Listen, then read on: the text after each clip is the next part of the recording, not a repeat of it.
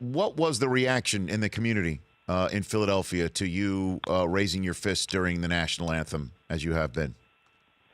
Yeah, I think, starting, you have to go all the way back to, last August,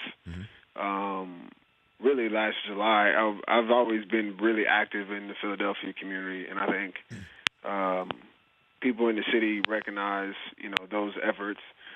So when the season rolled around and obviously all of those protests and things started, I know my reputation kind of goes before me. So my response here has been mainly positive, especially when people track the work that I've done, since the beginning of last season on issues of social justice and criminal justice reform, being able to work hand in hand with the local police departments, with local grassroots organizations. So I think, once that those efforts have been documented and showcased, my experience here, especially in Philadelphia, has been pretty pleasant. Okay. And what did it mean for you to have Chris Long put his arm on you a couple weeks ago during the national anthem? I think it meant a lot. I think it was one of those things that just continues the conversation in light of what happened in Charlottesville and all of the political division that's happened since last year's election. I think that was just that symbol of, although Chris might not necessarily feel the same things that we're fighting for, might not even understand it or experience them, but he can still, empathize and stand in support. And I think that's a message that, America needs right now. What about the team owner, Jeffrey Lurie? Has he reached out to you about this? And if so, what has your conversation with him been about it? Yeah, well, we've talked. He's pulled me aside a couple of times throughout even the off season, and just let me know that he supports me and he's proud of me for being able to use this platform to speak, on all of these issues, and that somebody needs to do it. And so I think I felt very, very comfortable with doing not only the protests, but all of the work off the field in these particular areas, whether it's going to D.C. talking to legislators or and needing permission to go, during the week. I've been allowed to do that.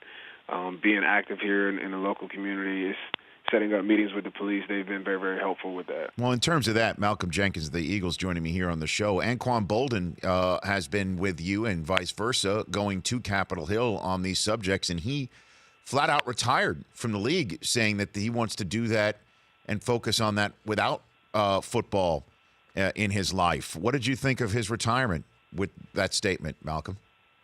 I was surprised that he retired, but I wasn't surprised at how passionate he was about these issues. He's somebody I've been hand in hand with this whole off season and all of the work when it comes to social justice. And he's recently had a family member killed by an officer who was unarmed, and so a lot of these issues that play across our TV screens doesn't hit close to home. It's in his home, and so I know how passionate he is about using this platform to make change. So I wasn't really surprised. What did you think of Jim Brown's comments recently that he supports Colin Kaepernick, but not the way he's been going about it, disrespecting the national anthem and the flag? What did you think about that, Malcolm Jenkins? Obviously Jim Brown is somebody who's got a long legacy of activism, and it's obviously a different way of approaching it. His opinions on what's the right way to demonstrate what's the wrong way is, his opinion. I think the biggest thing is guys starting to use those platforms to not necessarily draw attention to the protest in itself, but starting to really gear towards solutions, gear toward work. And obviously Jim Brown was one of those people who was very, very solution-based, very in the community, in the prisons.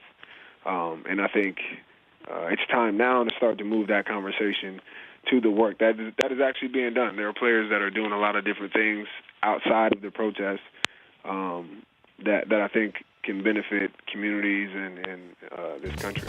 The Rich Eisen Show, weekdays at noon Eastern on radio stations across the country and audience.